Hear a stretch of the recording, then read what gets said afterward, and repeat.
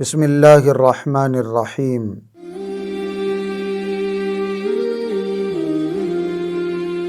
حضور اکرم صلی اللہ علیہ وسلم کی سیرت طیبہ کے سلسلے میں یہ 16ویں ویڈیو۔ گزشتہ ویڈیو میں ہم نے غزوہ بدر کے بارے میں سنا، جو مسلمانوں اور کافروں کے درمیان ہونے والی سب سے بڑی، سب سے اہم، سب سے پہلی لڑائی۔ اللہ رب العزت کی توفیق سے، اللہ کی مدد سے مٹھی بھر مسلمان 1000 کے لشکر پر غالب آئے۔ اللہ پاک نے ان کافروں کے غرور کو، ان کے گھمنڈ کو مٹی میں ملا دی۔ مکہ المکرمہ میں جب یہ اطلاع ملی کہ مسلمانوں نے کافروں کو شکست دے دی، یقین کرنا ان کے لیے مشکل تھا۔ ابو لہب کے بارے میں آتا، ایک ایک آدمی کو پکڑ کے پوچھتا تھا کہ ہم کیسے ہار گئے۔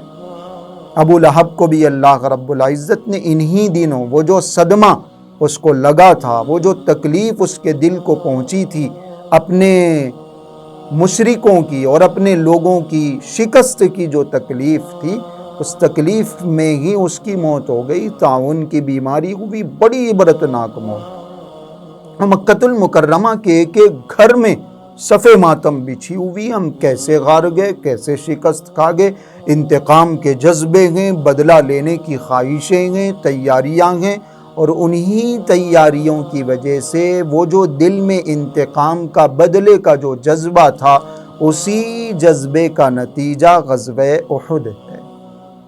1 سال تک انہوں نے تیاریاں کی اور باضابطہ ابو سفیان کو ایک تجارتی قافلہ دے کر بھیجا کہ اس سے جو آمدنی حاصل ہوگی ہم مسلمانوں کو مٹانے کے لیے استعمال کریں۔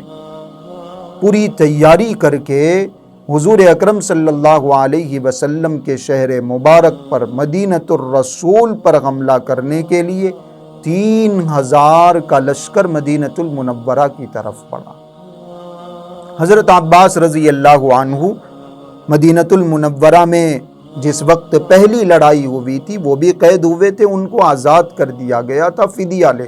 مکے میں رہتے تھے، اندر سے انہوں نے ایمان قبول کر لیا تھا۔ بھتیجے کی فکر تھی، حضور صلی اللہ علیہ وسلم کی فوراً اطلاع بھجوائی کہ مکہ سے ایک لشکر حملہ کرنے کے لیے آ رہا ہے۔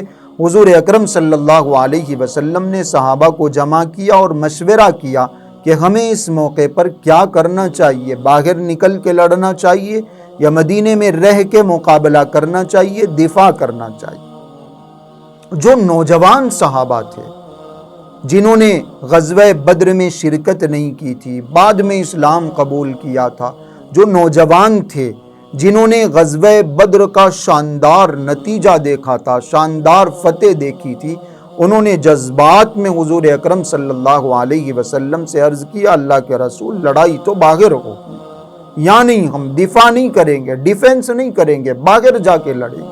حضور اکرم صلی اللہ علیہ وسلم کی رائے یہ تھی کہ مدینے میں رہ کر لڑائی کی جائے، لیکن چونکہ صحابہ کا مشورہ تھا کہ باہر نکل کے لڑنا گئے، تو نبی کریم صلی اللہ علیہ وسلم نے فیصلہ سنا دیا کہ ہمیں باہر نکل کے لڑنا ہے۔ نبی کریم صلی اللہ علیہ وسلم جب مدینۃ المنورہ سے احد پہاڑ کی جانب جانے لگے تو منافقوں کی ایک جماعت، منافق وہ جنہوں نے قدم قدم پر مسلمانوں کے خلاف سازشیں کی، ظاہری طور پر ایمان قبول کر لیا تھا، لیکن مسلمانوں کے خلاف سازشوں میں، دھوکہ دینے میں ہمیشہ آگے رہے۔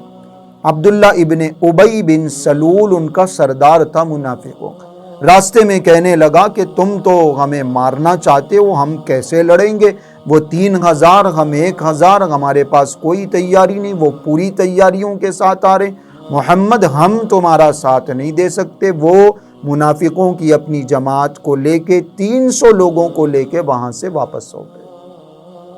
مسلمانوں کے پاس بچ گئے صرف 700 لوگ، ادھر 700 صحابہ مخلصین کی جماعت اور ادھر 3000 کافروں کا لشکر احد کے میدان میں، دونوں ایک دوسرے کے سامنے آ گئے۔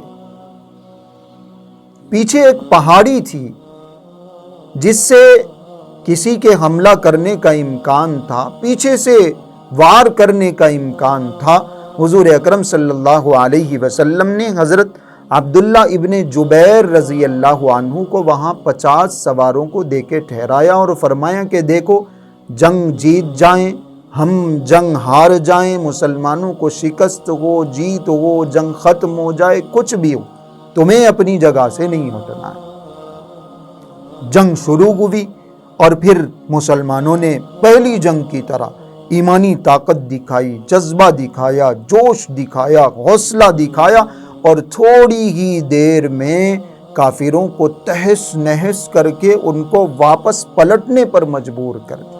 وہ واپس ہونے لگے، وہ شکست کھا کے بھاگنے لگے اور مسلمانوں نے جنگ جیت لی، مسلمان کامیاب ہو گئے، اور جو مال غنیمت ان کافروں نے اپنے ساتھ لایا تھا وہ مال غنیمت حاصل کرنے لگے، لینے لگے، جمع کرنے لگے۔ تو پہاڑ پہ موجود لوگوں نے اپنے امیر سے کہا، عبداللہ ابن جبیر سے کہا کہ چلو بھئی جنگ تو ختم ہو گئی، ہم وہاں جاتے ہیں اور جا کے ہم بھی مال غنیمت جمع کرتے ہیں، ہم بھی ساتھ دیتے ہیں مسلمانوں کا۔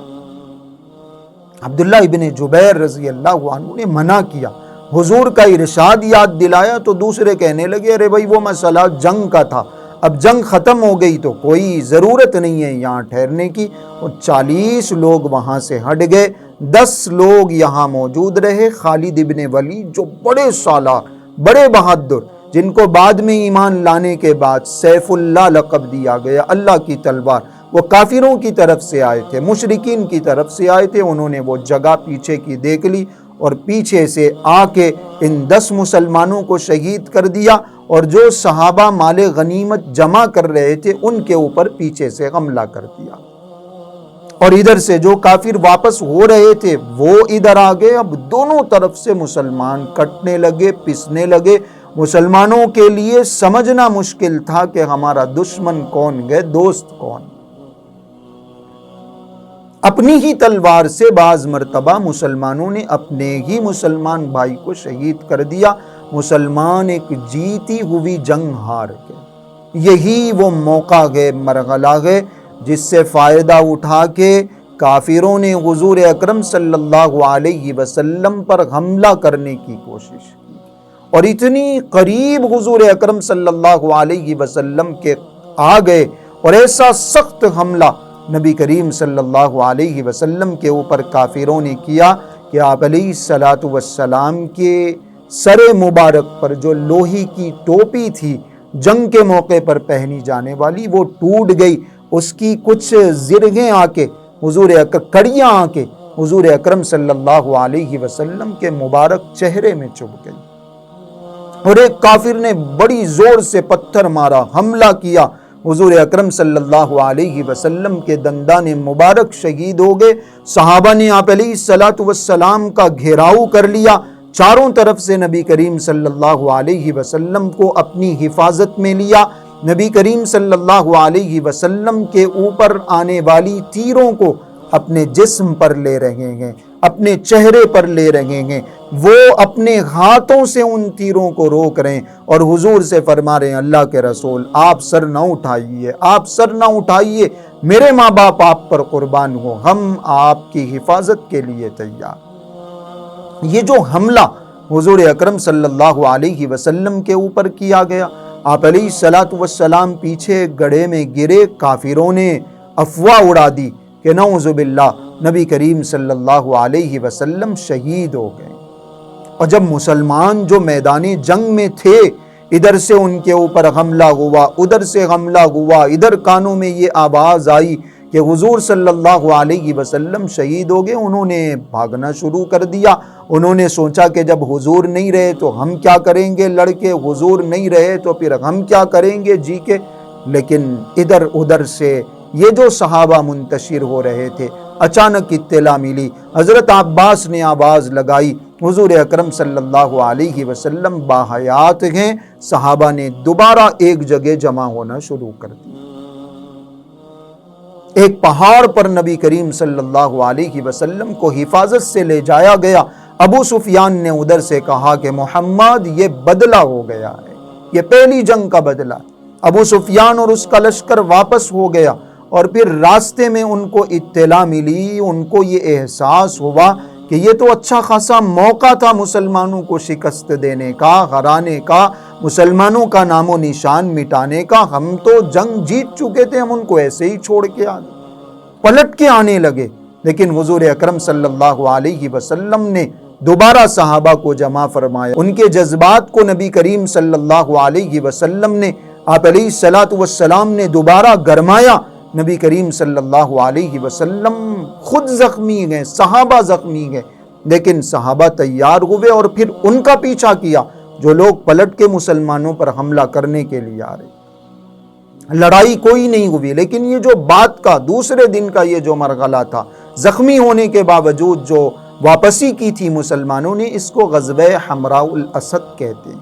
اور یہ جو پہلے دن کی لڑائی ہے، اس کو غزوہ احد کہا جاتا ہے۔ مسلمانوں میں سے 70 صحابہ شہید ہوئے، 70 صحابہ مدینہ المنورہ کے ایک ایک گھر سے جنازہ اٹھا ہوئے۔ خود حضور اکرم صلی اللہ علیہ وسلم کے چچا حضرت حمزہ رضی اللہ عنہ بھی اس جنگ میں شہید ہوئے، اور بڑی بے دردی سے ان کے جسم کا مسلح کیا گیا، ان کے جسم کے ٹکڑے ٹکڑے کیے گئے۔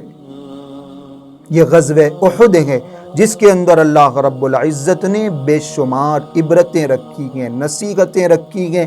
یہ سمجھایا گیا کہ ایک حکم حضور اکرم صلی اللہ علیہ وسلم کا نہیں مانا گیا، ایک جیتی ہوئی جنگ مسلمان ہار گئے۔ اگر ہم مسلمان ہزاروں حکموں کا نبی کریم صلی اللہ علیہ وسلم کا انکار کریں گے، چھوڑیں گے، بے شمار سنتوں کو ہم اپنی زندگیوں سے نکالیں گے، تو پھر وہی نتیجہ ہمارے سامنے ہوگا جو اس وقت مسلمانوں کے سامنے۔ مسلمان پوری دنیا میں مظلوم ہیں، کمزور ہیں، بے بس ہیں۔ کیوں؟ اس لیے کہ ہم حضور اکرم صلی اللہ علیہ وسلم کی سیرت اور سنت کو فالو کرنے کے لیے تیار۔ یہ غزوہ احد ہے جو ہجرت کے 3 سال پیش آیا۔ مسلمان اس میں بھی کامیاب رہے، مسلمان بے شک جیتی ہوئی جنگ ہار گئے، لیکن پھر بھی اللہ رب العزت نے ان کی حفاظت فرمائی، اللہ رب العزت نے ان کے اندر حوصلہ پیدا فرمایا، اللہ رب العزت نے ان کی ایمانی طاقت کو باقی رکھا، برقرار رکھا، اور مسلمانوں کے لیے اس کے اندر عبرتیں رکھی، نصیحتیں رکھی۔ اللہ پاک ہمیں سیرت کے ان واقعات سے سبق حاصل کرنے کی توفیق عطا فرمائے۔